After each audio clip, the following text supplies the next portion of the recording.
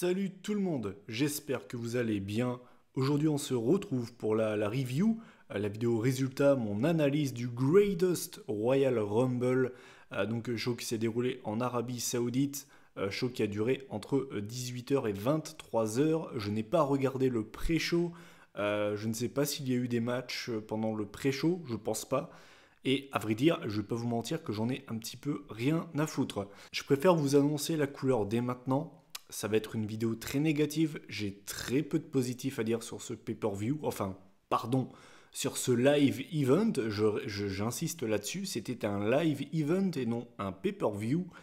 Donc voilà, si vous avez aimé ce show, voilà, je préfère vous le dire. J'ai vraiment très très peu de positif à dire sur ce show.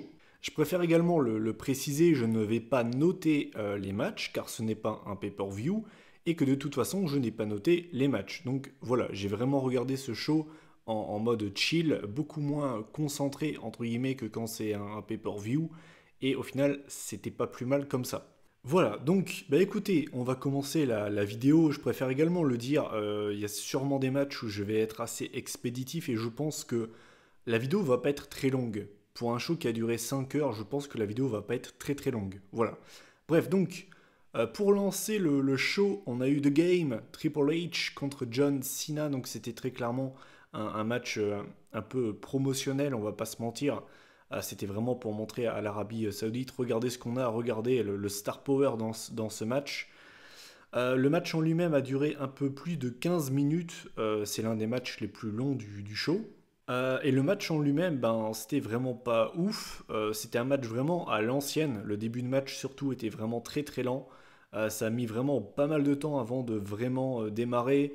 On a eu du pedigree, on a eu du attitude adjustment, du STF. Mais au final, eh bien, c'est John Cena qui s'impose. J'ai pas grand chose à dire en fait. Vraiment, j'ai pas grand chose à dire. Je pense que c'est logique de faire gagner Cena parce que l'air de rien, on risque de le voir plus souvent dans les rings que Triple H cette année. Donc je trouve ça logique. J'aurais fait la même chose. Après, par contre, ouais, je préfère le dire dès maintenant.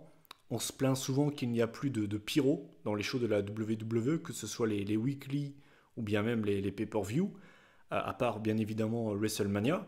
Ah là, très clairement, les mecs, ils ont sorti le chéquier. On a eu plus de pyro dans ce show que lors des 2 dernières années, quoi. Sans déconner, c'était assez impressionnant. T'avais des pyros vraiment pour rien, quoi.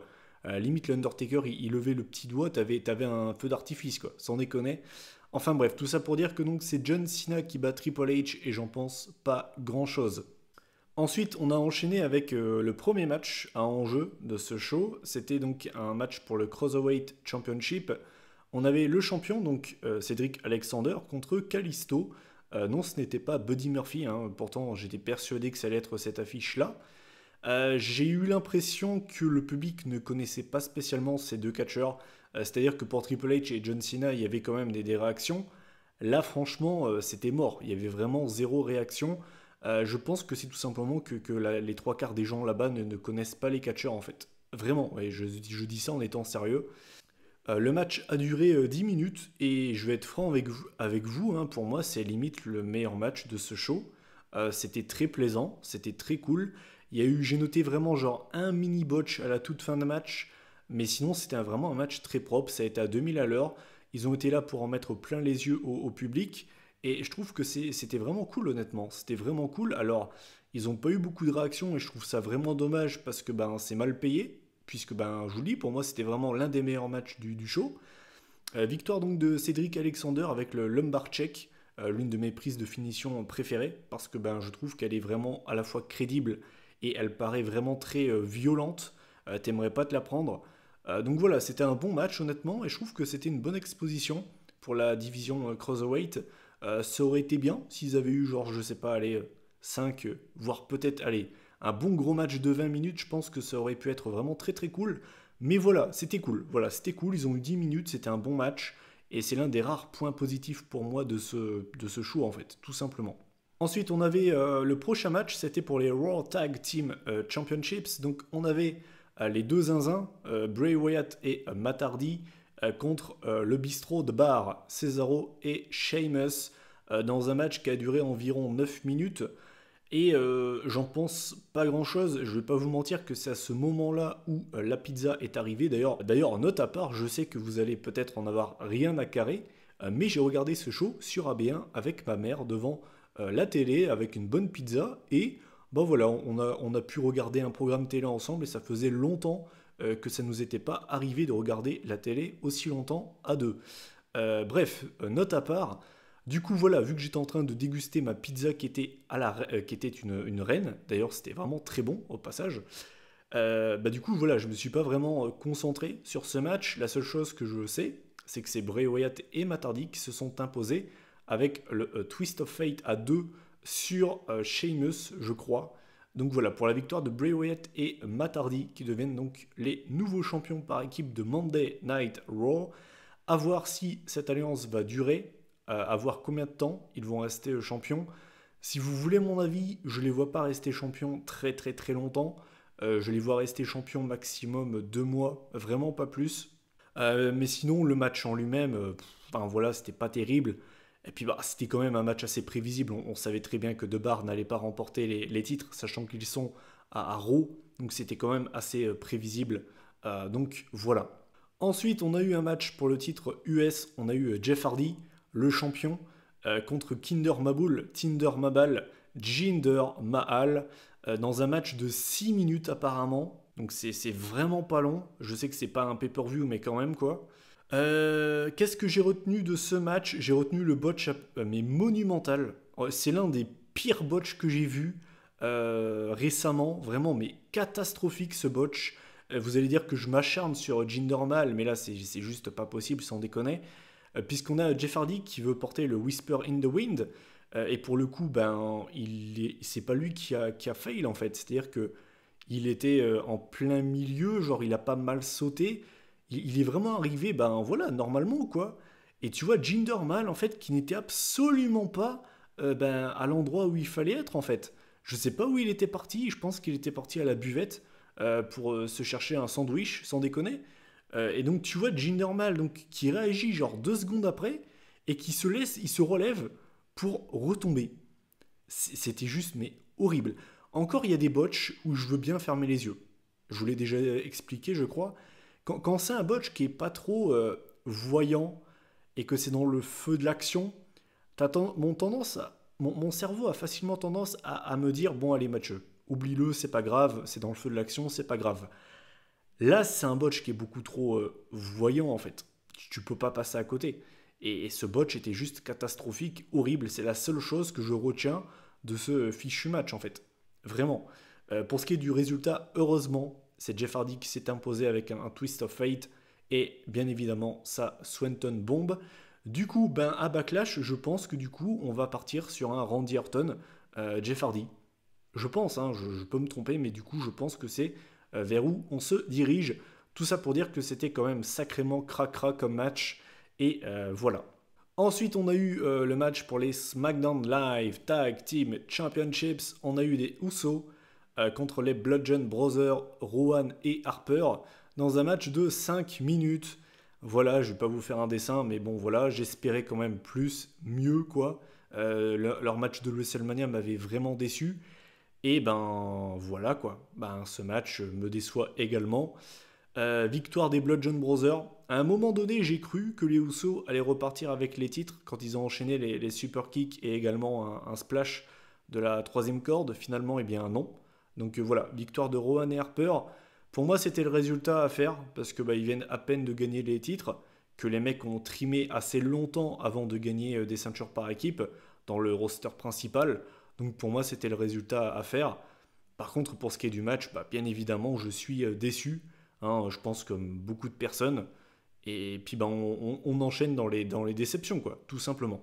Ensuite, on arrive avec le deuxième point positif de ce show. C'était le Fatal 4-Way ladder match pour le titre intercontinental. On a eu Seth Rollins, donc Finn Balor, Samoa Joe et The Miz dans un match qui a duré un peu moins de 15 minutes. Et voilà, pour moi, c'est l'un des rares points positifs de ce show. C'était un match vraiment très plaisant. C'est pas le meilleur ladder match que j'ai vu de ma vie, hein, très clairement. J'ai vu bien mieux que ça. Mais pour du live event, c'était quand même pas mal du tout. Il y a eu quand même quelques spots bien cool. Voilà, il n'y a aucun catcheur qui m'a paru faible dans ce match. Ils se sont tous bien débrouillés. Je suis en train de perdre ma voix au passage, c'est pas grave. J'ai trop rigolé. Je pense que vous savez pourquoi, hein, on y reviendra après. Mais voilà, tout ça pour dire que c'était l'un des rares bons matchs de ce show. Et au final, à la fin du match, on a Finn Balor qui avait enfin réussi à se débarrasser de Samoa Joe. Parce que, à l'air de rien, Samoa Joe, il est quand même coriace. Et il est en train d'escalader l'échelle. Et donc là, on a Seth Rollins en mode téléportation qui saute sur l'échelle. Springboard échelle, carrément. Et en fait, il se dépêche à la vitesse de la lumière pour aller décrocher le titre. Donc voilà, victoire de Seth Rollins qui reste champion intercontinental. Là aussi, ça me fait plaisir. Le mec vient à peine de gagner la ceinture et ça m'aurait un peu troué le cul de le voir perdre la ceinture aussi rapidement. Donc voilà, victoire de Seth Rollins, c'était un match cool. Le public de Jeddah apparemment a kiffé puisqu'on a eu un chant This is awesome. D'ailleurs, je préfère le dire, mais au niveau de la réaction du public, je ne suis pas le mec le mieux placé. C'est pour ça que je ne vais pas trop parler de l'ambiance puisque j'ai regardé sur AB1 et comme vous le savez, avec les commentaires d'Ajus et Chéreau, vu qu'ils sont obligés de commenter au-dessus des commentateurs américains, du coup on entend vraiment très très peu le public. Voilà. Mais tout ça pour dire donc que c'était un match plutôt sympa. Ensuite, on a enchaîné avec un match qui était très attendu par les fans. C'était donc la revanche de WrestleMania entre Shinsuke Nakamura, donc avec un nouveau thème au passage que j'aime beaucoup. J'ai vu beaucoup de personnes qui ont été vraiment attristées de ce changement, puisque Rising Sun, c'est l'un des thèmes de catch préférés. Il y a notamment Links de Sun qui s'en est déjà servi dans plusieurs de ses vidéos. C'est vraiment l'un des thèmes de catch préférés par le WWE Universe. Moi j'aime bien. Ça colle avec son changement de personnage. Et en plus de ça, les paroles japonaises au-dessus du thème de base, je les trouve stylées. Donc voilà, moi ça me dérange vraiment pas pour le coup. Donc voilà, Nakamura contre Styles dans un match de 14 minutes là aussi, donc c'est une durée plutôt correcte. Le match en lui-même, il était sympa. Le match en lui-même était sympa, je vais pas vous mentir. Après, moi ce qui m'a dérangé très clairement, c'est la fin. Très clairement, moi ce qui m'a dérangé, c'est la fin. Double décompte extérieur, pas de vainqueur, donc du coup AJ Styles conserve la ceinture. Mais je trouve ça dommage en fait. Vraiment, moi je trouve ça vraiment dommage. Tu touches 20 millions, tu touches plein de millions de dollars pour montrer justement à ce public qui n'est pas très familier avec le catch de quoi ces mecs sont capables. Et tu finis un match qui était forcément très attendu. Là-dessus, c'est décevant, honnêtement, c'est décevant. Alors bien sûr, ils vont se réaffronter à Backlash, et là, très clairement, on n'aura pas cette fin comme ça. Mais voilà, ça fait chier, honnêtement, ça fait chier, donc ça m'a vraiment déçu. Donc voilà, c'était pas dégueu, c'était pas un mauvais match, mais très clairement, la fin fait vraiment très très tâche, je trouve. Donc voilà. Ensuite, on a eu le match du cercueil entre l'Undertaker et Rusev, dans un match qui a duré presque 10 minutes. Assez étonné que le match ait duré aussi longtemps. Là aussi, je vais pas vous mentir que j'ai presque pas regardé le match. J'étais à mi-temps sur mon téléphone et à mi-temps en train d'aller me faire du café. Voilà, ce match ne m'intéressait pas. Désolé, je vais pas vous mentir, je vais pas faire genre que ça m'intéressait, mais revoir l'Undertaker, moi ça ne m'intéresse plus. Vraiment, je suis arrivé à un point de non-retour. Son entrée ne me fait plus aucun effet. J'ai plus envie de voir ce mec dans un ring. Mais vraiment, désolé. Ça ne m'intéresse plus. Au passage, le tombstone sur Aiden English était assez dangereux, pour le coup, puisque la tête d'Aiden English a vraiment touché le ring. Donc si en plus de ça, il devient dangereux, en vieillissant, le Taker, ça va vraiment commencer à me poser des problèmes. Donc voilà, victoire de l'Undertaker sur Rusev et Aiden English, pardon. Qu'est-ce que j'en ai à foutre? Ça ne m'intéresse pas, désolé. Vraiment, ça ne m'intéresse pas, c'était prévisible as fuck. Et voilà en fait. Enfin, je vais pas m'éterniser plus longtemps là-dessus, désolé.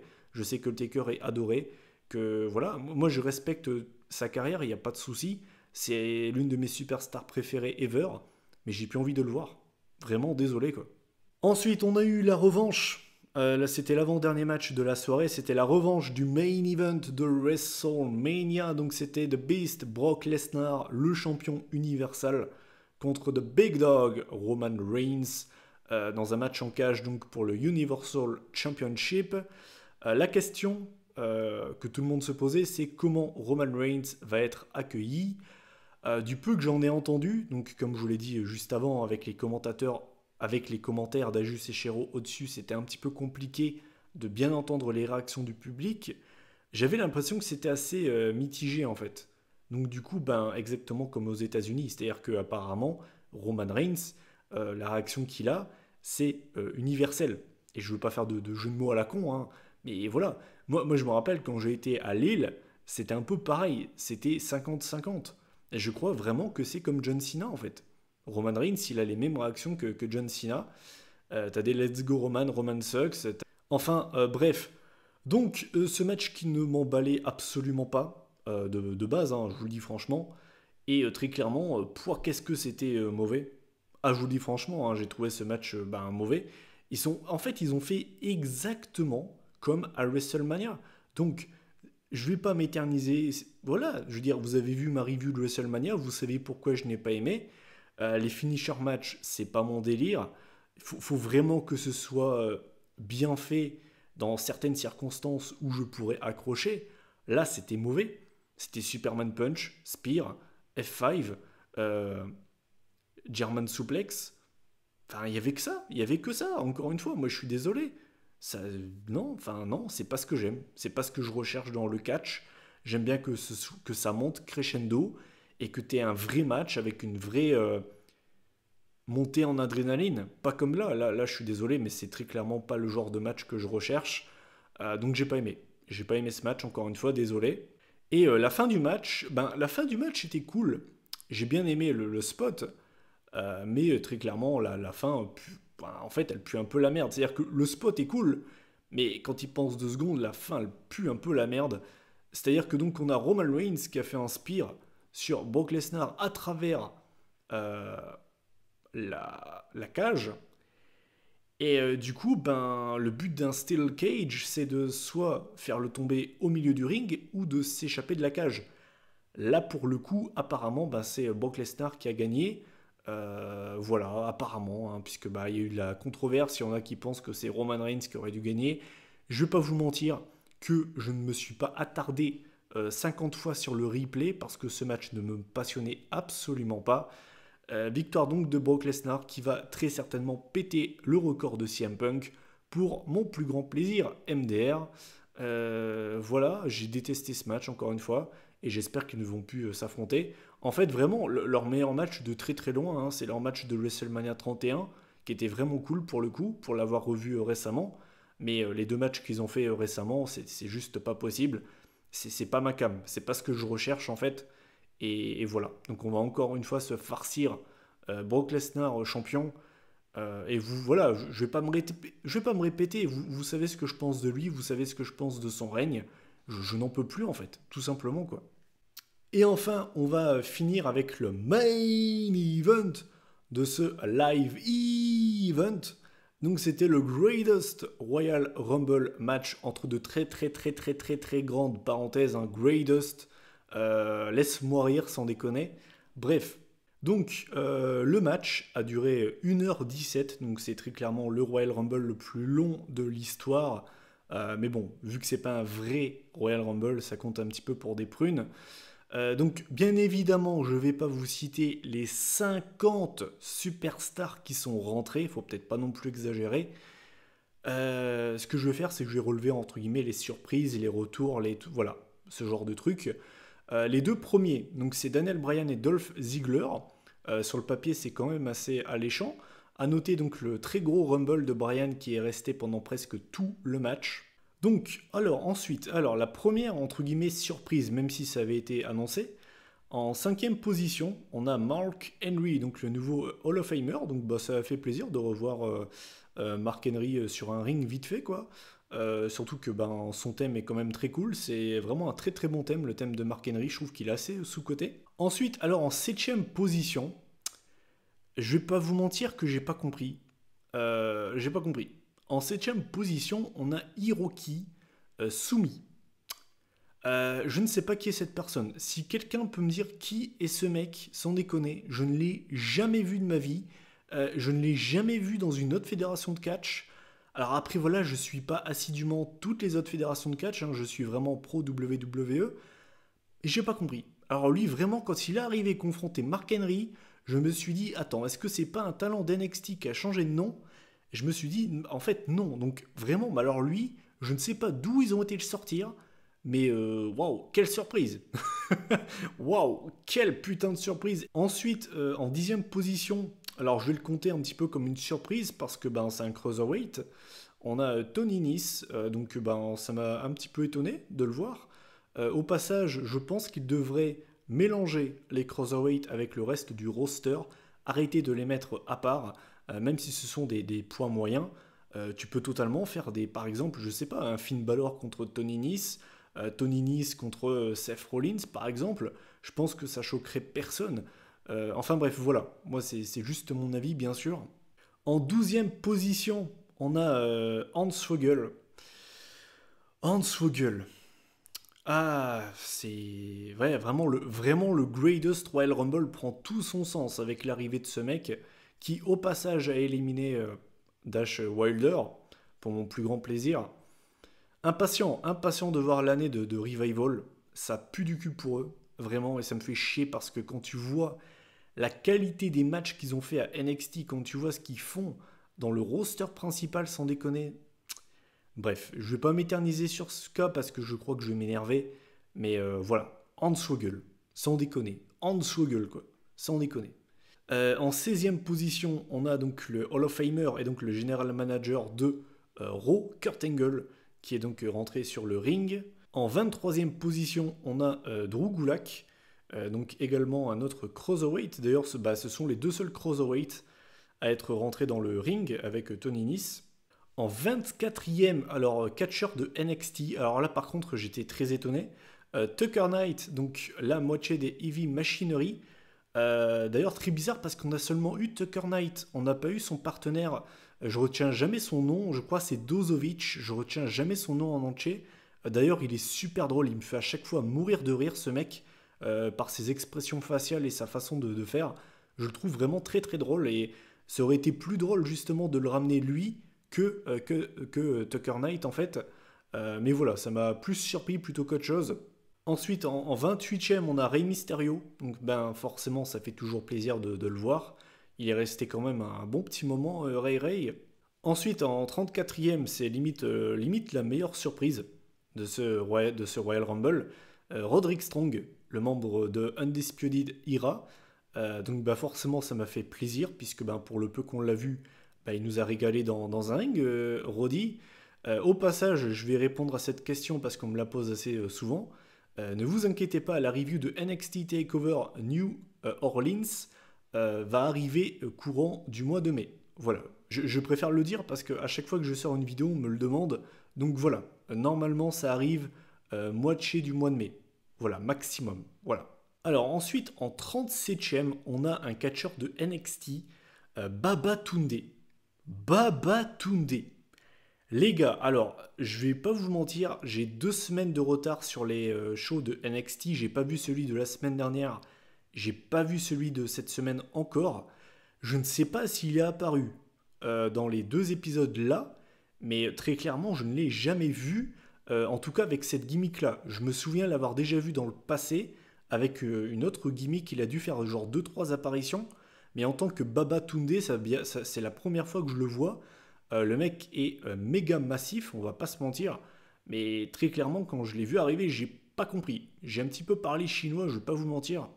Ensuite, en 39e, alors là, je suis obligé d'en parler. Sans déconner, je crois que si j'ai une belle photo, je crois que je vais mettre ça en miniature. Sans déconner. En 39e, on a Titus O'Neil. Titus O'Neil, vous savez très bien pourquoi j'en parle. Sa chute, elle est exceptionnelle. J'en ai vu des chutes, sans déconner, j'en ai vu. Il y avait notamment JBL qui s'était cassé la gueule également dans un pré-show de pay-per-view l'année dernière, je ne sais plus lequel. Mais la chute de Titus O'Neil, elle est exceptionnelle, sans déconner. Si tu devais avoir un jury pour les Jeux Olympiques, le mec a un 10 partout, sans déconner. C'est-à-dire que non seulement la chute, elle est drôle, mais t'es obligé de rire sans déconner. Mais en plus de ça, ce que je trouve assez ouf, c'est que le timing est juste parfait. Parce que si le mec se casse la gueule juste avant, tu le vois pas se casser la gueule sous le ring. Tu le vois juste se casser la gueule. Tu vois, ça aurait été moins drôle. Et s'il se serait cassé la gueule un tout petit peu après, ça aurait pu être par contre beaucoup moins drôle parce que là, il aurait pu se prendre l'éperon du ring en pleine gueule et il aurait pu perdre des dents, il aurait pu vraiment être très très amoché pour le coup. Mais là, le timing, les gars, il est parfait. Et vraiment, j'ai revu la scène au moins, je sais pas, peut-être 15 fois. Et ça me fait mais tellement rire. Mais le mec a fait ma soirée, hein. C'est-à-dire que Mathieu, qu'est-ce que tu retiens du Greatest Royal Rumble, un show qui a duré 5 heures? Je vais pas te dire le vainqueur du Greatest Royal Rumble match. Non, je vais te dire Titus O'Neil. Et je crois que c'est le cas pour tout le monde. Sa chute, elle est trop drôle, mais vraiment trop drôle. Le mec a refait ma soirée. C'est-à-dire que déjà, avec Ajus et Shiro, j'ai rigolé parce que tu les voyais, qu'ils étaient un peu morts de rire, mais ils se retenaient, tu vois. Je l'ai revu en version originale avec Corey Graves. Lui, par contre, il en a, mais rien à secouer, hein. Lui, il est broyé. Mais les gars, essayez de revoir en version originale pour ceux qui l'ont pas vu. Corey Graves, il est mort de rire. Même Michael Cole, il dit c'est la meilleure chose que j'ai vue de ma vie. Et c'est exceptionnel, genre. Mais vraiment, moi je l'ai mis sur Twitter. La chute de Titus O'Neil, ça va devenir le nouveau meme spécial, on va dire, catch d'Internet. Avant, c'était le fameux And His Name is John Cena. Les gars, si des gars comme PewDiePie et les gros médias qui parlent pas de catch tombent là-dessus, les gars, ça va devenir le nouveau meme d'Internet. Mais très clairement, mais c'est juste trop drôle. Enfin bref, le mec a fait ma soirée, j'étais mais mort de rire, vraiment. C'est-à-dire que je me faisais mais tellement chier. Vraiment, mais c'était pénible pour moi de regarder ce show, surtout que j'étais fatigué. Je vous raconte ma vie, j'ai très très mal dormi. Du coup, j'étais un peu fatigué et je me faisais super chier, quoi. Quand le mec s'est cassé la gueule, putain, mais oh là là, mais qu'est-ce que j'ai rigolé sans déconner.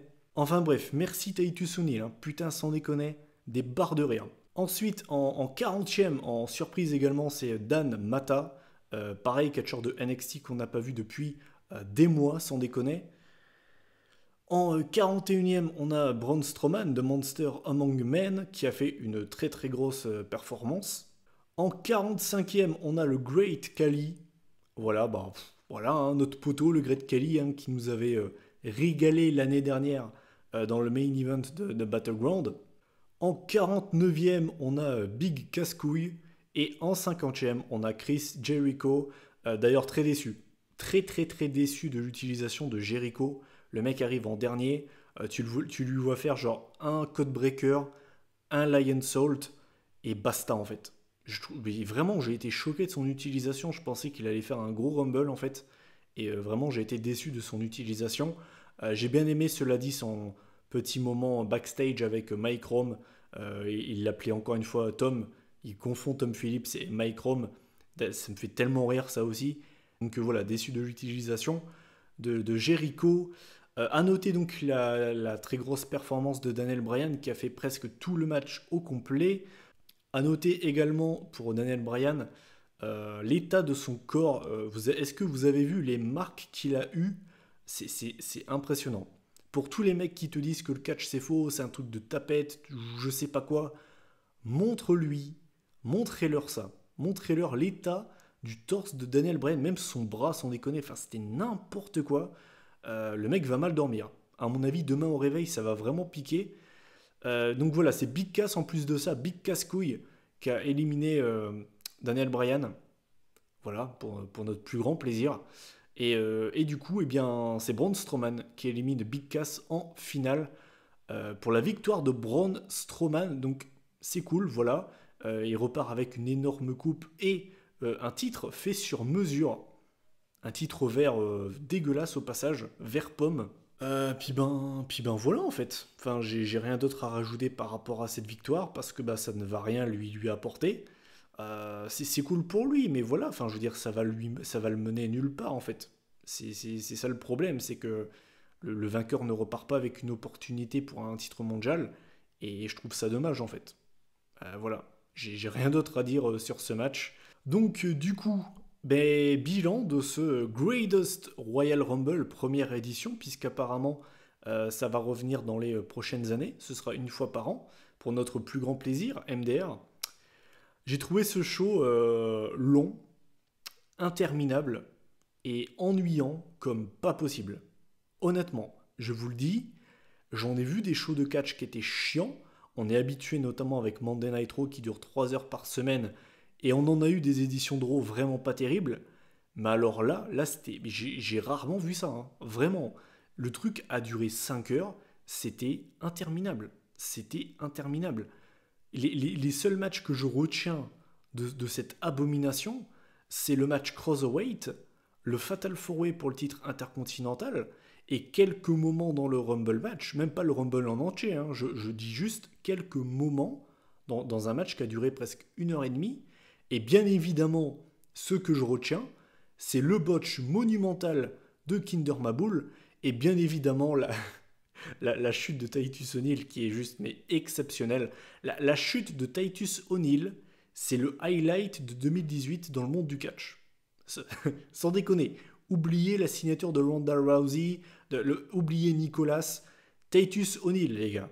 La chute de Titus O'Neil, c'est 10 sur 10. C'est vidéo gag for life, tout ce que vous voulez. Enfin bref. Voilà. Vous avez mon avis sur ce show. Donc comme vous pouvez le voir, j'ai très peu de positifs à dire sur ce long et interminable show. Donc ben, je vous invite tout simplement à réagir en commentaire sur ce live event. Qu'est-ce que vous en avez pensé? Quel a été votre match préféré? Celui que vous avez le moins aimé? Est-ce que vous aussi, comme moi, vous êtes déçu qu'il n'y ait eu aucun changement de titre dans un show de 5 heures avec 7 title matchs? Est-ce que vous êtes content de la victoire de Braun Strowman? Est-ce que la chute de Titus O'Neil a refait votre soirée? Enfin bref, voilà, comme d'habitude, n'hésitez pas à commenter, liker, partager cette vidéo si le cœur vous en dit. On se retrouve donc jeudi pour la vidéo preview pronostic de Backlash 2018 qui durera 4 heures et qui, enfin, en tout cas pour l'instant, ne me fait pas rêver, hein. Il y a très peu d'affiches qui me donnent vraiment, genre vraiment envie. Mais bon, bref, on va pas faire la preview de Backlash maintenant, on la fera jeudi. Donc voilà, on se retrouve jeudi. Moi, je vous souhaite donc un bon week-end à tous. N'hésitez pas à remettre le replay sur Titus O'Neil 50 fois, n'hésitez pas. Et puis ben voilà, je vous laisse. Salut tout le monde.